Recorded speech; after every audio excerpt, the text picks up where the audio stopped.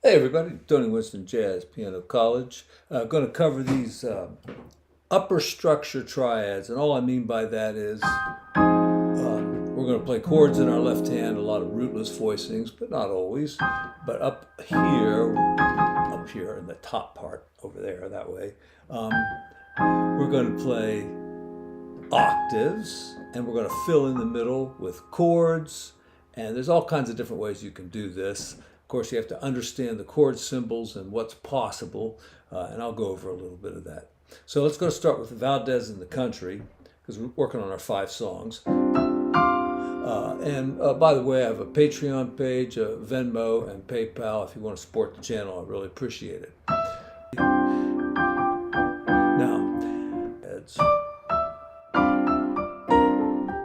and I've got little demonstrations of this that I'll put in there with the tracks and everything. And of course, the sheet music and the tracks, the play-along tracks, are down there in the description, so you can do that.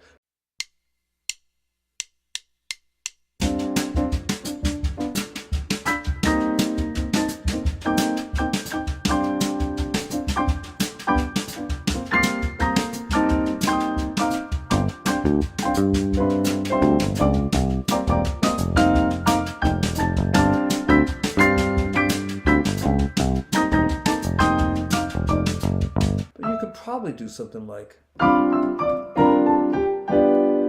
it in octaves if you can do it fast enough. Another thing is, you don't have to play a chord with your right hand on every single note. Like I do octaves right there. And here, I'm suspending the chord up here as well as down here.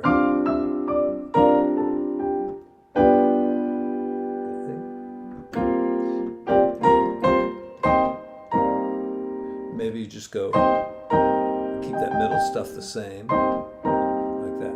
And I'm going to talk a little bit more about like what chords you can use up there too, but just giving you some demonstration right now. Okay, maybe in the little bridge section. All right, so we're looking at D7. So I could use D7 like that. I could do it like that. I don't think so. And then like that. See, now this is G7. And of course a D minor works over a G7 because that's the 5th, the 7th, and the 9th. So you got to think about that kind of stuff.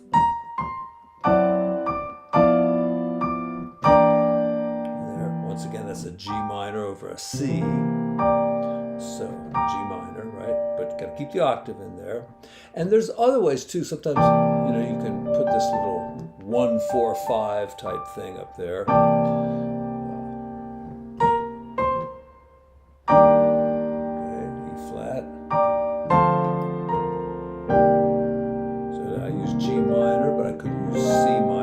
The chord, or I could have done something like that. And here's a good one for 1, 4, and 5 on the F sharp chord. And how would we do this? Something like that maybe. And it doesn't always have to be a full 4-note chord or octave plus 2. It can be just 1 note in the middle there. Now there's a guy here in town. I think his name is Joe Alterman, and I'll put a little clip of him in there too, because he really does this style pretty well.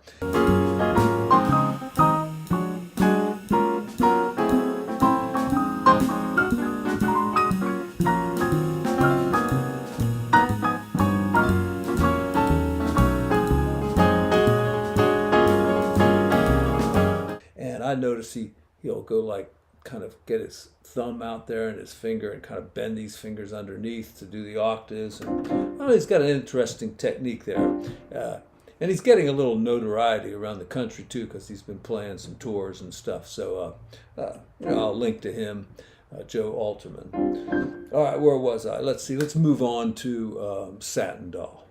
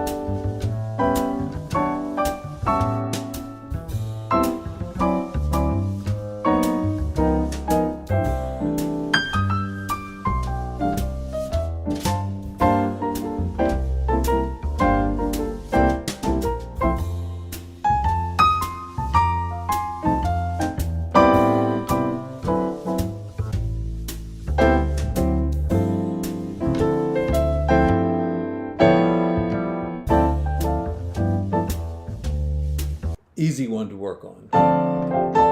All right, so we got D minor. We could do it like that, but I think it sounds better like this. All right, so just kind of moving the octave, keeping that D in there. Could put an E on in, even on the D minor, but maybe. All right, and this is a rootless voicing for G7. Same thing up here. Now, here I'm doing A7. I keep using the wrong pedal down there. I'm gonna get that pedal. You know, I got two kinds of pedals. I got like this kind right here. Can you see that? This kind right here. I got the little Yamaha pedal like that, see? And honestly, those little square pedals, for me, seem to work better than the big pedal. The big pedals, they always seem to start squeaking, and I don't know. So I like the little one now. All right, back to our song. All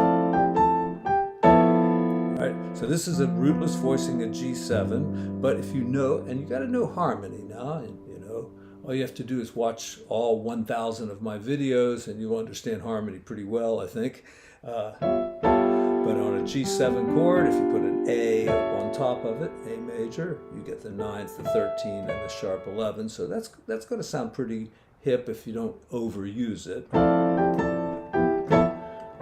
Maybe just use it up here. Like that. Okay, and then we're going to go to A minor and D7. It's pretty easy, just keeping that G in the middle. And then here, keeping the E flat kind of as my pedal, not my pedal tone, but my pivot note there. I'm kind of holding my finger on it and moving around like that. Okay. So, major chord, you know, you can put a D if you're improvising and messing around.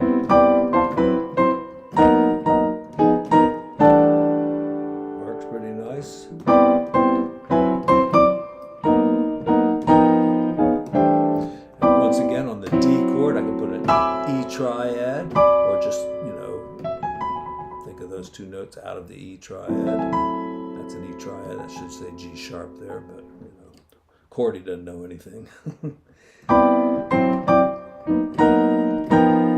Right. There's a D flat with my E flat triad up above it. E flat triad. I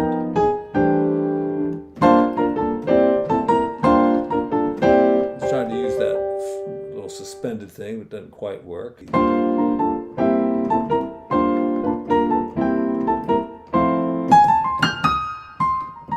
I just, you know, that's what McCoy Tyner does. He puts that blues in there. And I don't know what song I got this idea from. I know it was a McCoy Tyner song, but A minor to D with that E triad up there, and then A flat to D flat with that E flat triad up there. It might have been this song too. Okay, let's see. Have You Met Miss Jones?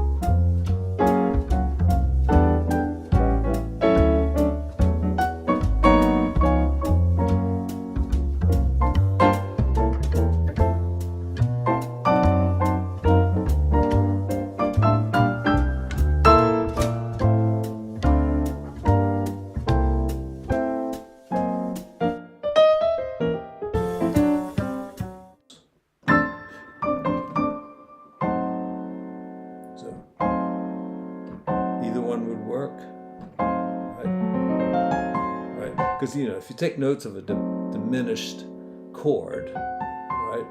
I always think of these as like whole tone extensions, right? You can take any chord tone and move it up by a whole step, add that note to the chord, right? So I could add like an F to the chord, I could add a D to the chord. But if I also think like this, there's part of my diminished chord. Instead of going up a whole step, you can go down a half step and get the same effect. So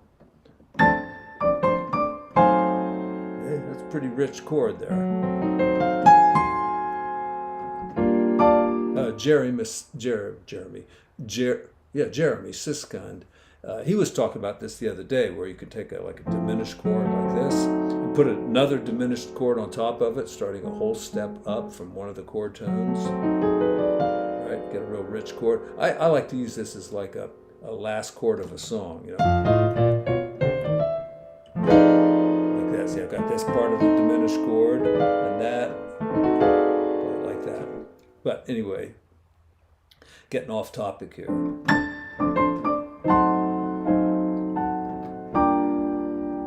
And then you're running up a scale, so you could, just follow the scale. This one's easy because there's only that one flat. We're doing G Dorian, so it's like the F major scale.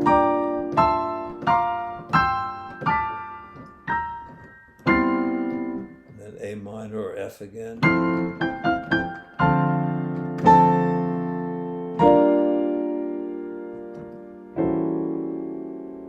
That's kind of that diminished idea.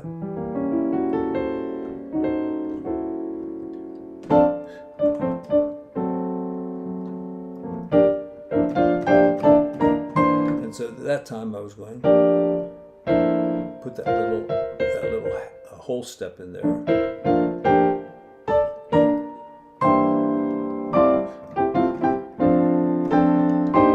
Let's take it to the bridge, and I'm scared already. So, put a D triad over a dominant chord, an F dominant, right? So we talked before about putting a G major, but you can also put a D major over it, because that gives you like a 13 and a flat 9 or something. All right, major chord, you go up a fifth and play a triad, F major. And here we got A flat minor, so.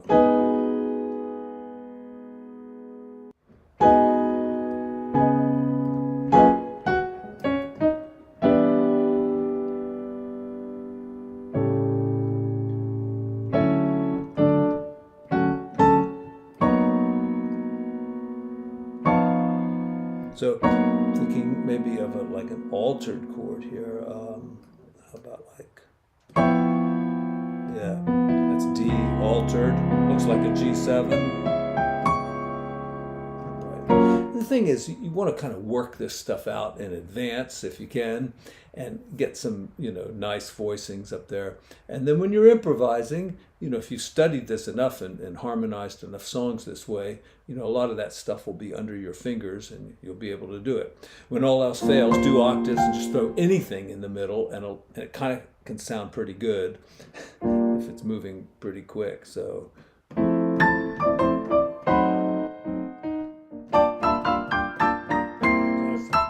Kind of banging my way up there.